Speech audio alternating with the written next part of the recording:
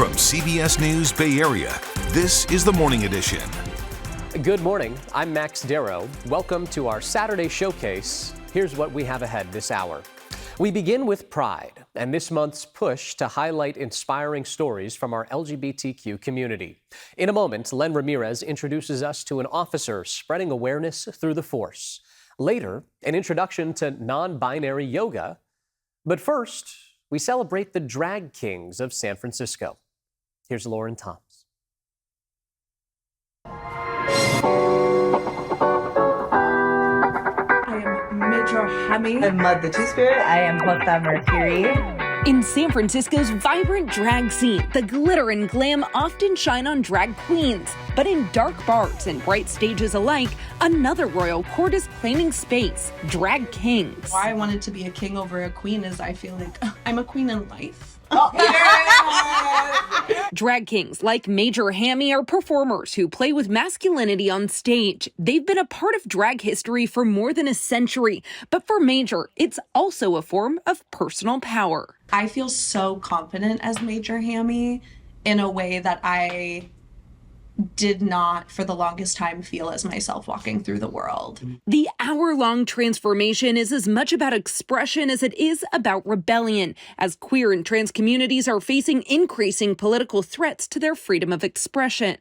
Being Indigenous, being Black, like part of our culture is storytelling. Part of our culture is putting on makeup. Part of our culture is like connecting to community, connecting to people, and sharing these stories to create a narrative of safety. The city's drag scene doesn't fit into just one box. It tells stories of power, of history, and joy at a time when these kings say their presence is more important than ever. The genderlessness and the genderfulness of it all, like, simultaneously.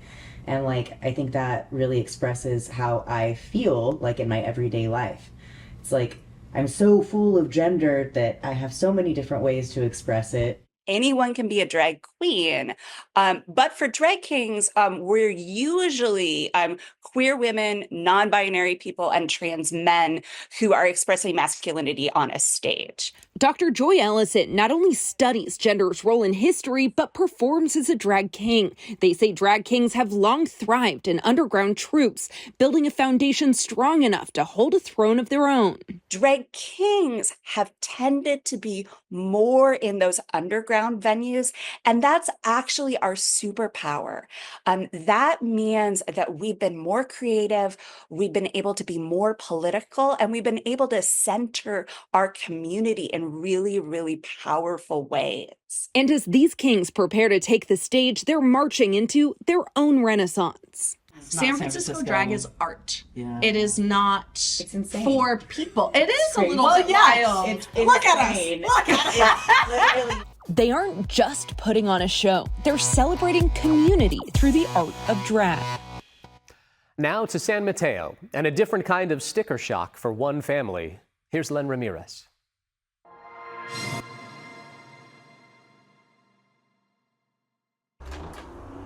We'll probably end up going somewhere. Well, what time's your meeting tonight? 7:30, but I also don't have to go. What will you eat? For as long as she could remember, Vanessa saw her father Carlos as a family pillar, a community protector as a deputy sheriff, and as her soccer and softball coach. But for years growing up, she carried a truth she never dared to share with her dad or her family. She was gay. It wasn't just about telling my dad, it was about telling my entire family and risking, for me at that time, risking what I felt could be losing my family or more than anything disappointing them. Having a deputy as a father didn't, like, it didn't dawn on me that it would necessarily be the easiest to come out to tell them, so I waited for a really long time. Vanessa says she knew from about the time she was in 3rd grade. It was a series of realizations that only grew stronger as she got older. But for years she kept it inside. That is until she met her partner, Mary Bell, and fell in love. Finally, at 21, she couldn't keep the secret any longer. I remember when I did come out to my dad, and he very much told me that he loved me and that he supported me 100%. But one thing specifically rings a bell, and it's that he said that it wasn't going to be easy, that it was going to be difficult. sorry.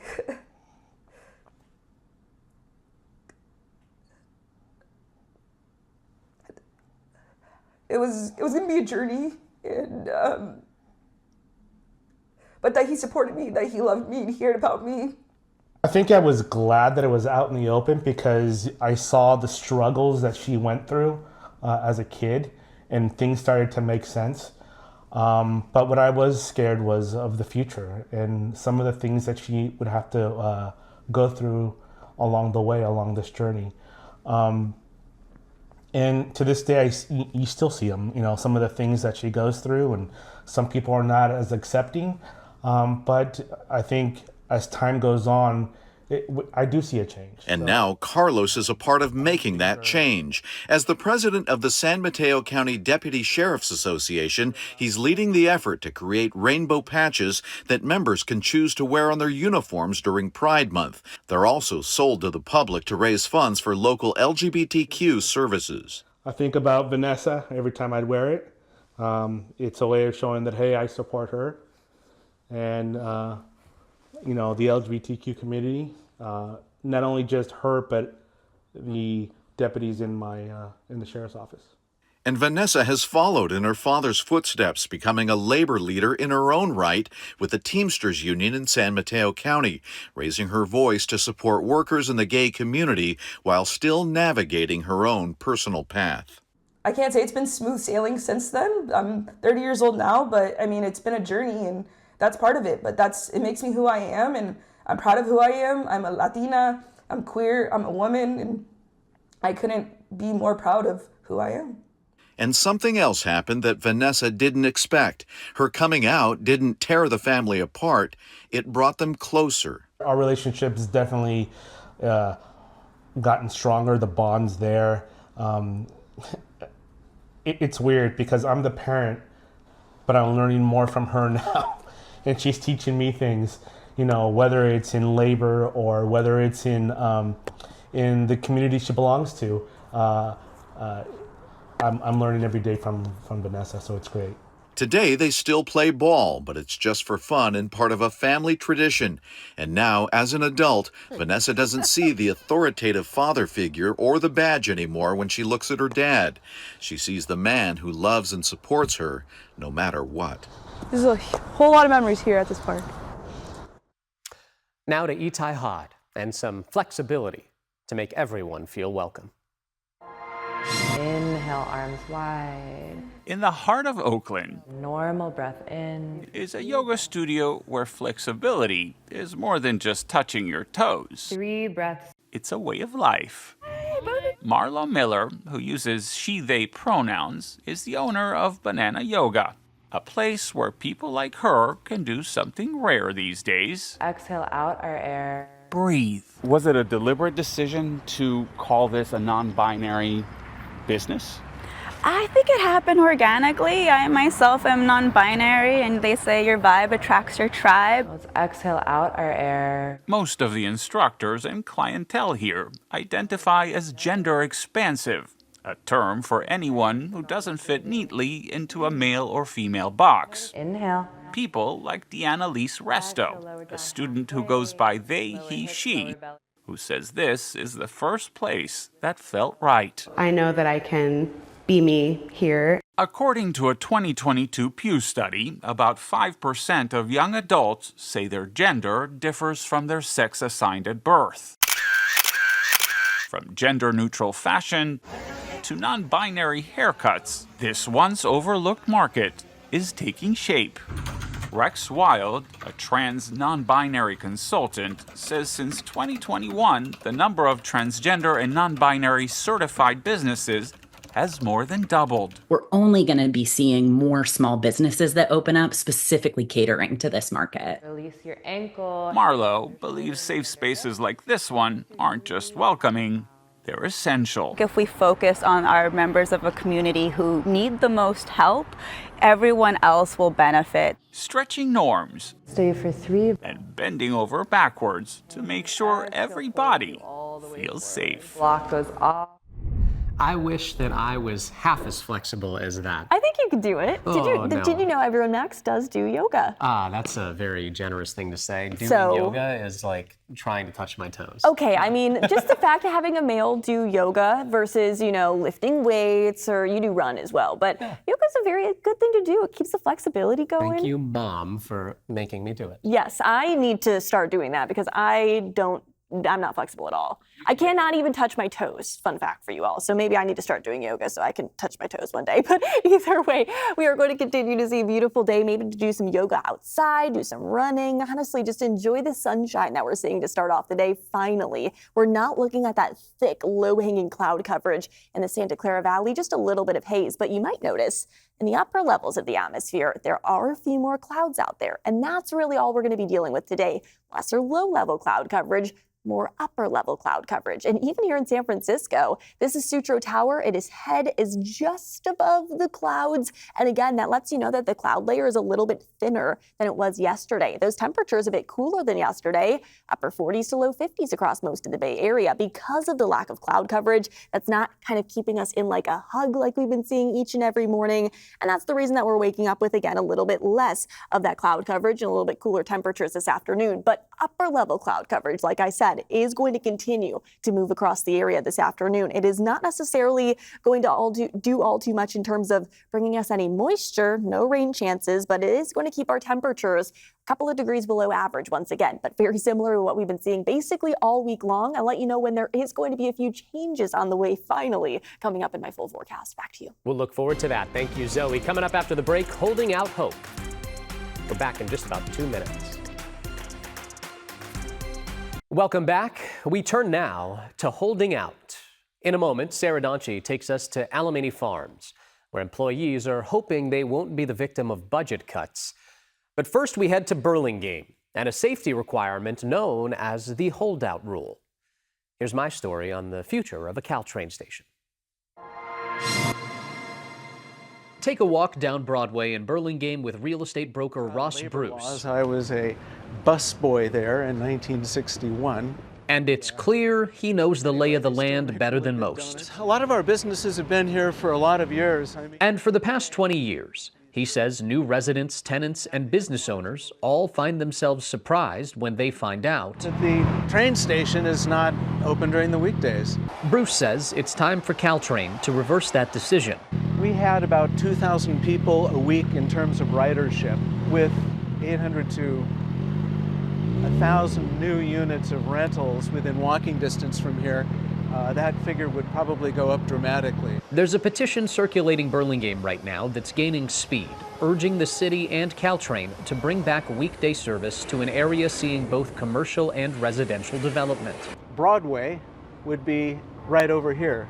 Advocates say reintroducing this vital transportation hub during the week will benefit the local economy and environment. And there have been a lot of promises over the years that if just one more thing was fixed, they would give us our service back. So we're encouraging them to follow through with that.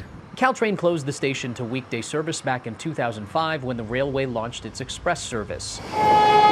The reason? A safety requirement known as the holdout rule, which, due to the layout of this station, leads to traffic and safety challenges, says Caltrain spokesperson Dan Lieberman. So the decision at the time was to close the Broadway station, for weekday traffic and for weekday train travel, and hold off until a grade separation could be completed, so we could more effectively move through the station. The holdout rule would be eliminated, and those traffic impacts and safety concerns would be resolved. But 20 years later, that project has yet to break ground. There was a pretty significant jump in the funding estimate for the project last fall. Burlingame Mayor Peter Stevenson says the grade separation project remains the top priority, which likely needs to come before weekday service can resume. We've been working with different agencies, Caltrain, the Transit Authority at the county level, obviously state level folks, on reassembling our plan for securing the funding to make that project a reality. Is there a world where service will resume before that grade separation project is complete? It is, it's hard to see that. In Bruce's world, he'd like to see service resume next Tuesday at 2. Since timetables continue to shift, he believes the order of operations needs to change. The grade separation, which has been put on infinity hold, and then we've got 20 years worth of promises from Caltrain offering to restore our service. So now there's no real reason not to restore the service. So he and other advocates plan to continue speaking up to ensure that a change that was meant to be a temporary plan doesn't get derailed into becoming the permanent one. Now to San Francisco and a farm avoiding harm. Here's Sarah Donchi.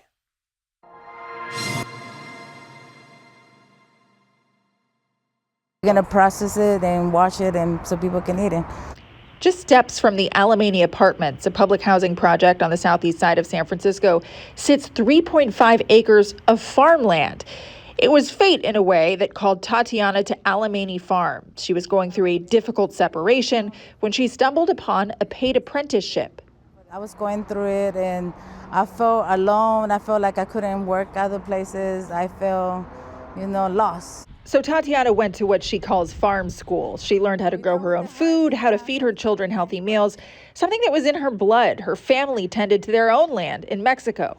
I think that's one of the things I wanted to come here to take me to those memories of my grandmother. Tatiana is one of several people who work here or volunteer here to grow food for people who may not otherwise have access to a healthy meal.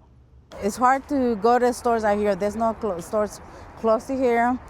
Sometimes you're like, I don't have the money. Let's cut some cilantro. Let's cut some vegetables for dinner. Last year, the farm grew 34,000 pounds of produce and gave it all away. The farm doesn't even have locks, so people could walk in and feed themselves any time of day. There are so many people who come here after being disabled for a really long time who haven't been able to leave the house because of a long-term illness and come to this land to heal. But like countless other nonprofits, the farm finds itself in the middle of a changing political landscape with the ever-present threat of budget cuts. The farm has been heavily reliant on city grants for years, but now they've decided to pivot and are also asking people to donate whatever they can. We are really interested in being entirely community funded or as much as we can, so $5 a month, a cup of coffee's worth a month. The farm's managers say they will do whatever it takes to keep the place open, including working for free. They say the mission is just too important to give up. There is a connection that we as people have lost or has been severed to the land and from each other, and this place really just fosters that. It's the people that I work with. They're amazing. They're like family to me. I love them. Yeah, they became my family. Still to come, contaminated fish right here in the bay. Stay with us. And we're looking at a beautiful sunrise. Finally, yes, you can see some sun from the sunrise here in San Francisco. We're no longer looking at that thick layer of fog, although there is a little bit of something out there. I'll let you know how long it's going to stick around and if that means warmer temperatures will be coming. All things breaking down. I'll break down coming up after the break. Welcome back. It is 7:23 on this Saturday morning. Is it time to cut bait on fishing here in the bay? Here's Ryan Yamamoto. This is the best action I've seen out here yet. On a sunny and scenic afternoon with poles in the water and time on their side. You have no patience, you cannot fish. For longtime fishermen Danny Tran and Nick Hayden, Hey, another one! That patience would soon pay off. Whoa! Look at that pole! Oh, that big one. Good size? Yeah. Really big. There we go. Okay. That's a good one. Damn. But a good catch comes with a catch of its own.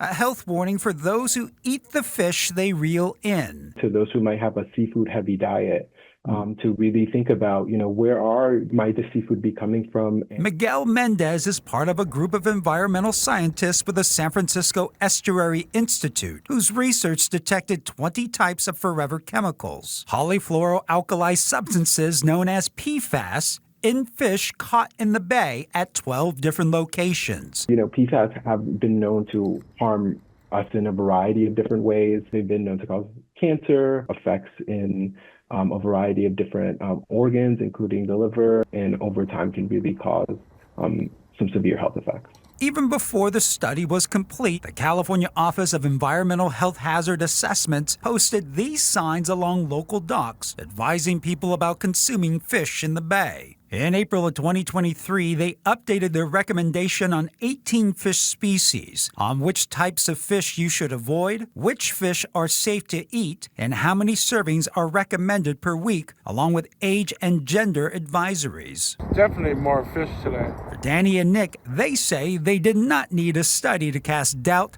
on how much fish was safe to eat. I don't eat too much, fish, so I'm okay with it. I eat probably once a month, twice a month, that's about it. Oh yeah, you gotta choose what you eat though, The smaller the better, because there's less chemicals in them. The bigger ones have higher levels of, mercury or whatever the hell they have inside of them, And on this afternoon, they were able to land the big one that did not get away. But whether it is safe to eat or not, studies suggest it may be wise to limit your catch or even just cut bait. So I know the entire point of that story was to talk about how you should be eating less fish out of San Francisco Bay, but for whatever reason this morning, Zoe, I just think some fish sounds delicious. Okay, well then you don't eat too much fish in general, do you? Not from the bay, but I feel like fish would be really good right now. I mean, it does sound good. I mean, we wake up too early, but after the show, it's basically lunchtime for us. Lunch, dinner, second lunch, second dinner. What time is it? What day is it? I don't even know. Oh, it is 7:26 on the Saturday. Yes, okay, 7:26 Saturday. We got it down. It is technically morning time, but we're seeing a lot more of that sunshine that we did yesterday at this time, and that's because we're not dealing with necessarily as much moisture along the coast. In fact, this is our satellite imagery where, yes, there's a little bit of it, but not nearly as thick, not nearly as widespread as what we were dealing with basically all week long. Temperatures, though, are still very comfortable in the mid to lower 50s to upper 40s, kind of just depending on where you're located. A couple of degrees cooler than yesterday in the places that aren't dealing with nearly as much of that thick fog. And again, the fog throughout this afternoon isn't going to be all too much. You might see a little bit of more places like Pacifica, Half Moon Bay, but honestly, the fog isn't going to be an issue. It's the upper level cloud coverage that's going to arrive. It's not going to be at the surface. It's going to be high in the atmosphere. It might block a little bit of the sunshine, and along with the 20 to 30 mile an hour onshore winds, we are likely going to be seeing those temperatures this afternoon still staying a couple of degrees below average. Even though we're starting off the day with less fog and less cloud coverage, it's the upper level clouds and the onshore winds that are going to keep those high 50s closer to our coastal communities, even with a bit more sunshine. Inland areas are still going to be sitting in the upper 70s to low 80s, which is within a couple of degrees of normal for this time of year. In fact, a couple of degrees below average for most of us for this time of year. But again, that's basically what we've been dealing with every single day for this past week, and those very similar conditions are going to stick around this weekend. The biggest difference, though, again, is just waking up with a little bit less fog to start off our day. By the afternoon hours, we are still going to be a couple of degrees below average, but within about 5 degrees of seasonable for this time of year. Nothing too out of the ordinary. With the onshore flow, like I said, gusting from 20 to 30 miles an hour. No wind advisories in effect. Nothing that we haven't been dealing with basically every day this past week. Again, it's just keeping those comfortable conditions in place, which is great news if you plan on heading out to the Alameda County Fair, because normally when you're heading out to the fair, it's extremely hot and you're having to deal with heat safety. You're having to deal with limiting spending your time outdoors. Today, you don't have to limit your time outdoors at all because mid to upper 70s, that is gorgeous for this time of year, along with a little bit of a breeze that might actually cool you down if you're in the direct sunlight. And if you're planning on heading out for Father's Day, if you're in San Francisco, there is going to be a lot of sunshine in the afternoon, but those temperatures are still going to be in the low 60s. So it's not necessarily going to be warm out there, and you're going to want to grab a jacket if you're planning on heading out to Stern Grove, because in Golden Gate Park, it is a little bit cooler. We'll be seeing those highs only in the upper 50s to maybe near 60 degrees. There will be more sunshine in the afternoon, but I would suggest grabbing a nice and warm jacket because those winds are still going to be a bit breezy. But by Tuesday and Wednesday of this upcoming week, that's when changes will be on the way. We'll be seeing upper 80s to low 90s returning to our inland communities from Livermore, and then mid to upper 80s returning in San Jose. Again, we are going to be seeing those above average conditions returning to the forecast instead of the below average ones that we've been seeing basically for the past 7 or so days. It's only a 2-day warm up that's on the way, but hey, we'll take it. Get ready for warmer weather early next week. Until then, though, enjoy the comfortable heat. Back to you. Thank you, Zoe. Coming up after the break, taxing taxes, how marijuana and solar tie together. Stay with us. From CBS News Bay Area, this is the Morning Edition. Welcome back to our Saturday showcase. We now touch on two burgeoning industries under financial threat. In a moment, Kevin Coe tells us about California's coming weed tax. But first, to some stress in solar. John Ramos explains. We've been doing a lot of reporting on the solar power industry lately, and the news hasn't been very good. California has been pulling back from the incentives it once offered for rooftop solar, and now action by Congress has some people thinking the industry could be on the verge of collapse. Solar power itself is a proven technology with a lot of benefits to offer as a clean, renewable source of energy. But right now, a lot of energy is going into just keeping the business alive. I think the industry is going to go through some very hard times. Severin Bornstein at UC Berkeley's Haas Energy Institute says rooftop solar has gone through a lot of changes, with the state reducing how much solar system owners get from the energy they produce. But he says lately things have been improving. 2024 was back to 2021 levels. So they had really recovered from a drop. But now with what the Trump administration is doing, I think that there's a lot of concern. There were already a lot of rooftop solar companies that had pretty tenuous financing and were having a hard time. And I think this is pushing some of them over the edge. He's talking about a Republican effort in the budget bill to completely eliminate the 30% federal tax credit given to people who install solar systems on their homes. That, along with the tariffs being imposed by President Trump, has solar industry insiders calling foul. It's really sad to see solar energy getting caught in partisan crosshairs. The sun is not Republican or Democrat. The need for more electricity is not a Democrat or Republican. We need more energy in America, and Congress has a role to play in making that happen. But right now, the role Congress is playing is to restrict rooftop solar, along with other renewable energies, in favor of older sources like fossil fuels and coal. The effect has already been devastating, with solar companies going bankrupt across the country. On Monday, solar giant Sunnova Energy filed for protection, and last week, Solar Mosaic, a major lender in the business, also went belly up. But Gordon Johnson, founder of a research firm studying the industry, says the companies may have brought it on themselves simply by the way they did business. The solar industry in the U.S. is in a state of significant disarray. And, it's not something that could not have been predicted. They perpetually issue debt. These companies are always issuing debt. As soon as they can't issue debt, right, and they can't plug that hole of the actual cost of the system versus what they show Wall Street, they quickly go bankrupt.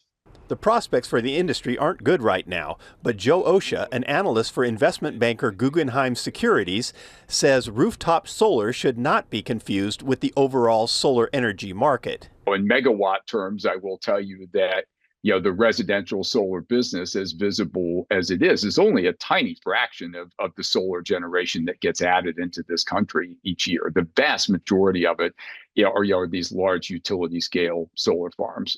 I don't see any scenario under which that utility scale solar business, to borrow your term, collapses.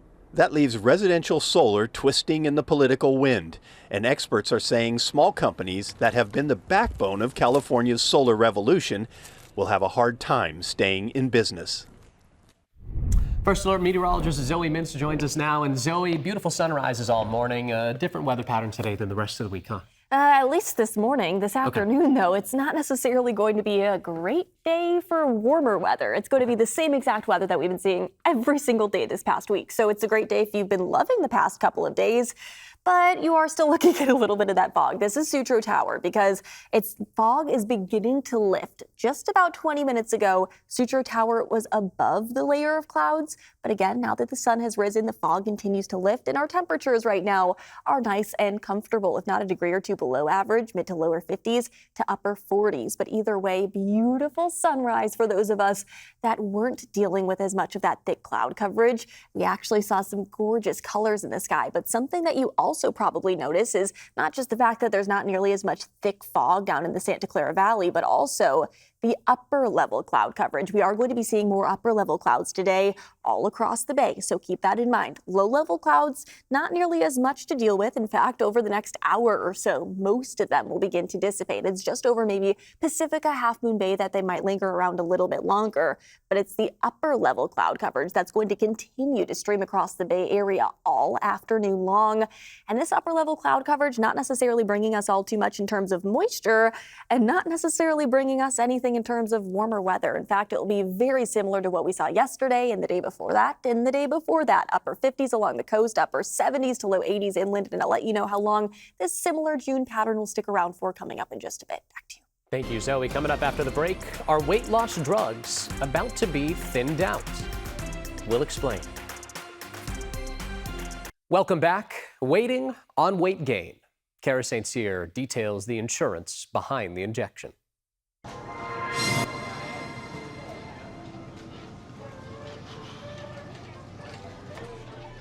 Eating right is only half the battle for Shakina Samaya Thomas. My highest weight was right around 330. She struggled with obesity her entire life. Because that's the low-carb dairy for my daily. Between surgeries and nutrition programs, the only thing that helps her keep the weight off I will usually get is an injection of the weight loss medication Wegovy. It's been life-changing, yeah. Because it's even with following my food plan and following my exercise, I'll get about 10 miles of walking in this week alone. I walk 1.5 to 2 miles almost every day. Even with that, I was still experiencing the inevitable regain that comes over time. Wegovy is approved for patients who struggle with obesity, and it costs around $1,000 an injection. Thank you. Which Shakina can't afford without Medi-Cal. But under a new budget proposed by Governor Gavin Newsom, weight loss drugs would no longer be covered for Medi-Cal recipients like Shakina. It's a game changer, and without it, it's life-threatening and really, really scary.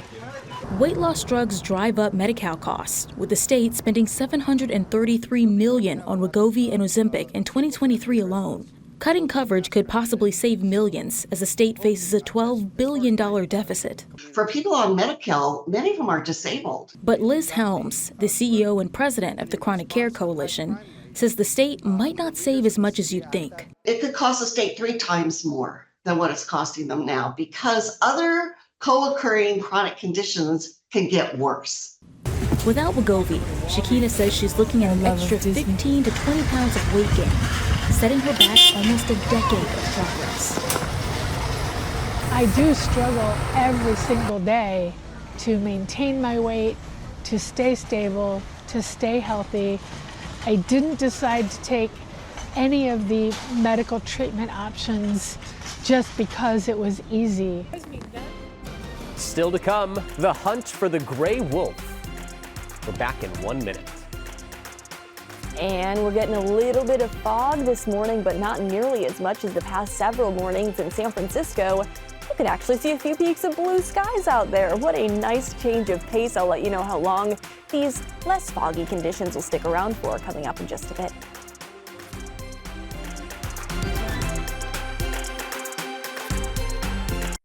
Wolves are making a comeback in California. Here's Carter Evans on why that's giving some ranchers pause.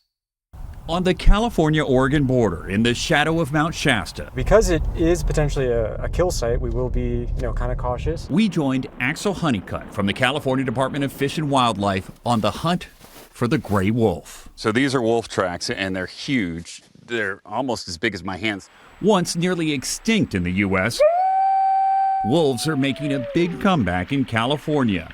Trail cameras show wolf packs in Siskiyou County. They're healthy and well-fed, partly because these wolves, Like that's a lot of black cattle here and there, have developed a taste for beef. I mean, this is easy pickings for them is what it is. Ranchers Jim and Mary Rickards say that in the last year, they've lost 16 cows to confirmed wolf attacks with 60 suspected kills. That is absolutely profits. It really eats into your herd and to your bottom line. It's hard for a lot of us to stay in business. The first gray wolf wandered back into California by accident in 2011. Wolves here soon became the most protected in the country, listed as endangered by both the federal and state government. What happens if you kill a wolf? Not good. Not good. Jail time. And so we are really defenseless. The state's population surged to 50 to 70 wolves in a decade. So California is now helping ranchers with a wolf tracking map and possibly allowing more aggressive deterrents, like beanbag rounds. Essentially teaching the wolf a negative lesson. Yeah, they need a negative lesson in order to have that reinforcement. Rancher Janet Gliato says she's lost almost 50 animals. We've tried every deterrent that has ever been known or suggested. And had to hire a night watchman. We're probably paying about $70,000 to $100,000. California already spent more than $3 million compensating ranchers for their losses, and the money's running out. So now the state is only paying for confirmed wolf kills, not deterrents. The wolves, they're expensive. And if the state of California wants to sustain these sort of numbers, then it's going to be a costly project. Either for you or for them. Either way, and it should not be our job to feed the wolves. That's my ultimate hope. Patrick Griffin agrees. He investigates wolf attacks so ranchers can get paid. Wolves need tolerant people to survive. That's the bottom line. If there's no compensation, tolerance goes away over a period of time. It's a price California taxpayers may have to pay for the love of wolves. First Alert meteorologist Zoe Mintz joins us now. And Zoe, just looking at the scenery from that story, really beautiful. Makes me want to get up to Northern California. Yes, it just makes me want to get out this weekend and explore with such beautiful weather here. Yeah. There's really no reason not to, other than if you don't mind a little bit of a chill, a little bit of a breeze. It's what we expect this time of year, though. It's what we have been dealing with basically every single day this week. But the biggest difference is the fact that we are not dealing with nearly as much cloud coverage or fog along the coast. In fact, look at the entire coast of California. Basically, it is quiet. It is nice and fog-free. But it's only because an area of high pressure is building overhead. And as many of you know, high pressure brings very warm temperatures. So if you are planning on heading south, maybe towards Southern California into Arizona, Nevada, there are extreme heat warnings that are currently in effect for them. So just another reason to appreciate the fact that we live here in the Bay Area and appreciate the fact that, yes, we might be a little bit cooler in the summer times, but at least we can enjoy some time outside and enjoy a little bit more sunshine today, although you do notice that fog, that cloud coverage, it's still sticking along our coastal communities. It's not going to stick around for much longer. I would say the next hour or two. In fact, we are looking at our visibility continuing to get better and better. I'd say between 9, 10, most of us will be seeing that clear conditions. Other than if you live maybe closer towards Pacifica, Half Moon Bay, you might see a little bit more of that fog sticking around throughout the day, but it's not going to be nearly as thick as what we saw yesterday and what we saw basically all week long.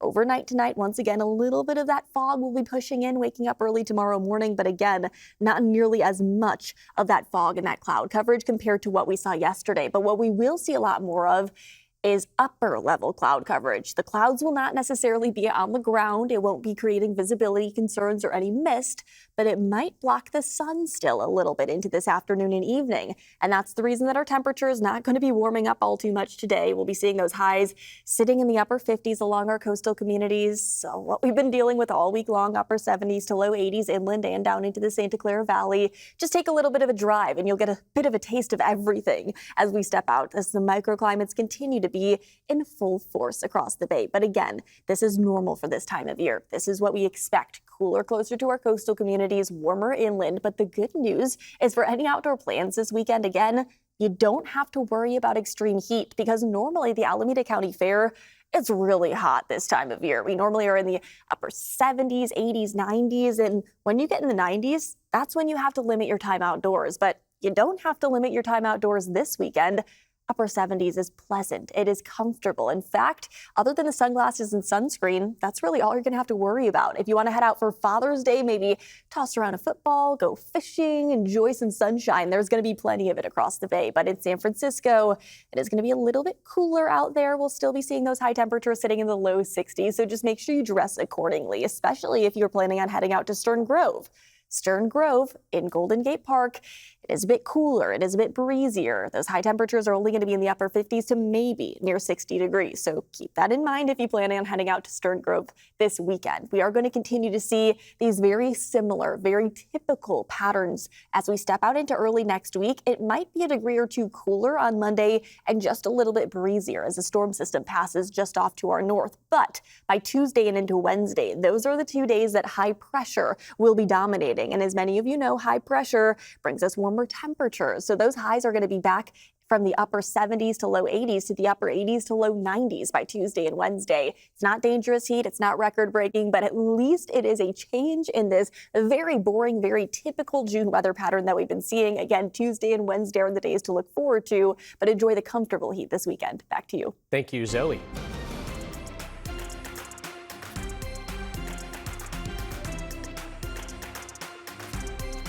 Coming up after the break, dad braids ahead of Father's Day.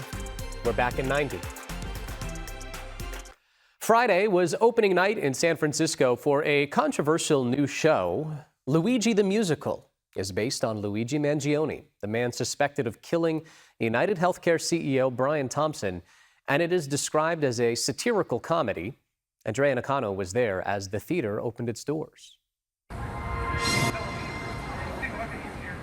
Opening night for Luigi the Musical was a sold-out event at the Taylor Street Theater. The curtain rose at this 49-seat black box venue to an audience curious about how Luigi Mangione will be portrayed on stage.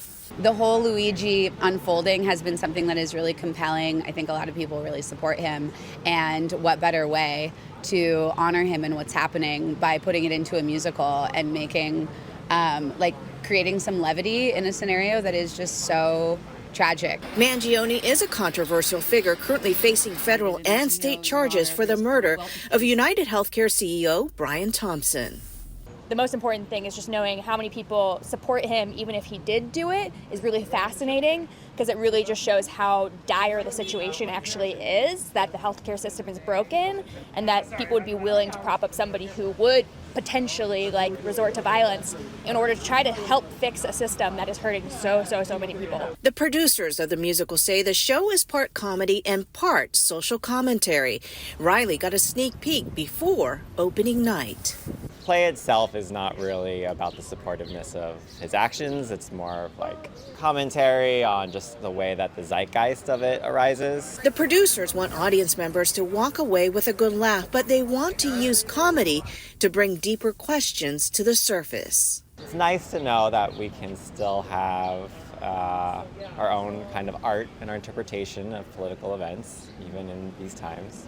I think everybody could use a laugh right now. I think there's a lot of things that are really dark in the world right now, and we are here and we have to figure out a way forward, and we can't do that without also having joy.